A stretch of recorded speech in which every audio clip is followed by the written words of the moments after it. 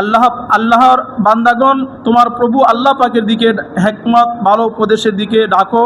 সেদিন থেকেই এই আয়াত পাঠ করা পরে সেদিন থেকে তিনি জোহরের নামাজের পর মসজিদের মিম্বরে বসিয়া বরফির আব্দুল কাদের জিলানী রহমতুল্লাহ আলাইহি সেদিন থেকেই জোহরের নামাজের পর মিম্বরে বসিয়া উপদেশমূলক কয়েকটি কথা বলিলেন।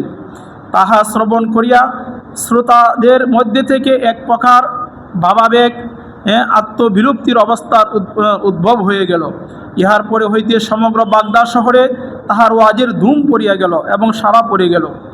হুজুর সাল্লাল্লাহু আলাইহি সাল্লামের আদেশ পাইয়া সেদিন হইতে তিনি হুজুরের আদেশ পাইয়া ব্রতী হইলেন।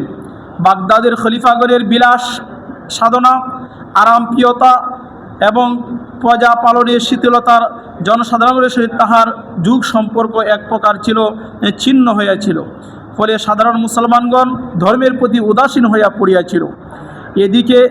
এদিকে ফেতনা ফাসাদ, ওইদিকে ধনী শ্রেণীর পরম সুখ স্বাচ্ছন্দ্য, গরিব শ্রেণীর জীবন হজরত গাউসুল আজম এর কোমল প্রাণে দারুণভাবে আঘাত করিল।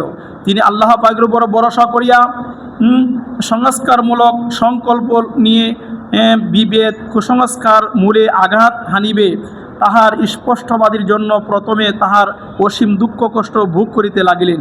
কিন্তু আল্লাহ পাকের তাহার অটল নির্ভরতা, অতুলনীয় ধৈর্য গুণে তিনি সকল দুঃখ কষ্ট বাধা বিঘ্ন অতিক্রম করিয়া যাইতেছিলেন। বরফির আব্দুল কাদের জিলানী রহমতুল্লাহ আলাইহি তিনি সর্বপ্রকার অন্যায়ের বিরুদ্ধে জিহাদ ঘোষণা করিলেন।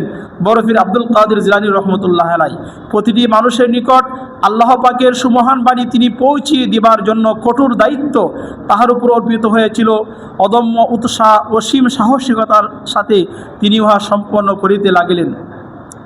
বরফির আব্দুল কাদের জিলানী রহমতুল্লাহ আলাইহি প্রথম তাহার ওয়াজের মজলিসে লোক সমাগম বেশি হইত না, কিন্তু তাহার কণ্ঠস্বর, মনোহর বর্ণনা ভঙ্গি, অকাট্য দলিল, সুস্পষ্ট অভিমত এবং সারগর্ভ বক্তৃতার দ্বারা অচিরেই সমস্ত দুনিয়া তার সুনাম এবং তার বয়ানের সুনাম প্রসার হইতে লাগিল এবং ছড়াইয়া পড়িল। ফলে ক্রমেই তাহার মুবারক মজলিসে জনসমাবেশ বৃদ্ধি পাইতে লাগিল। এমনকি তাহার ওয়াজের শ্রবণের জন্য দেশ বিদেশ হতে ভাত ভাঙ্গা স্রোতের ন্যায় অসংখ্য মানুষের সমাগত হইতে লাগিল। প্রথমে তাহার ওয়াজের মজলিস বসত মসজিদে, শ্রোতামণ্ডলী ক্রমবর্ধমান সংখ্যা ভিত্তিতে, পরে মাদ্রাসার প্রাঙ্গণে, প্রথম মসজিদে, এরপরে মাদ্রাসা, এরপরে রাজপথের উপর মজলিস হইতে লাগিল। ইহাতে স্থান সংকুলান না হওয়া শহরের প্রধান ঈদগাহে তিনি ওয়াজ করিতে লাগিলেন। বিদেশি লোকের জন্য ঈদগাহের পার্শ্বে একটি প্রকাণ্ড মুসাফিরখানা নির্মিত হইল। তিনি সপ্তাহে বরফির আব্দুল কাদের জিলানী রহমতুল্লাহ আলাইহি সপ্তাহে 3 দিন ওয়াজ করিতেন।